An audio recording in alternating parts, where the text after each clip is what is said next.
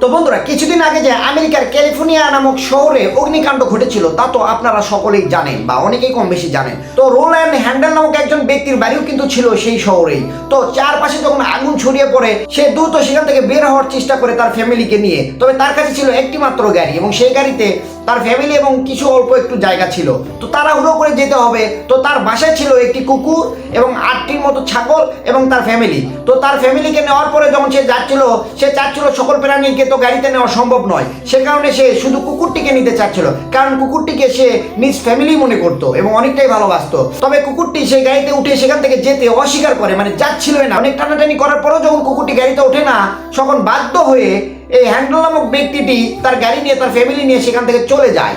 তো সেদিন রাত্রে পুরো রাত আগুন জ্বলে এবং পরের দিনে আগুন নিভে যাওয়ার পরে সে সেখানে আসে, এসে দেখে তার পুরো বাড়ি মানে সম্পূর্ণ প্রপার্টি পুড়ে ছাই হয়ে গিয়েছে। তবে সে কিছুক্ষণ পরে একটু পাশেই নড়াচড়া লক্ষ্য করতে পারে এবং সে সেখানে গিয়ে দেখে তার কুকুর একটি ভালো জায়গা খুঁজে নিয়েছিল এবং সেখানে সকল ছাগল ছানাকেই সেই কুকুরটি বাঁচিয়েছে।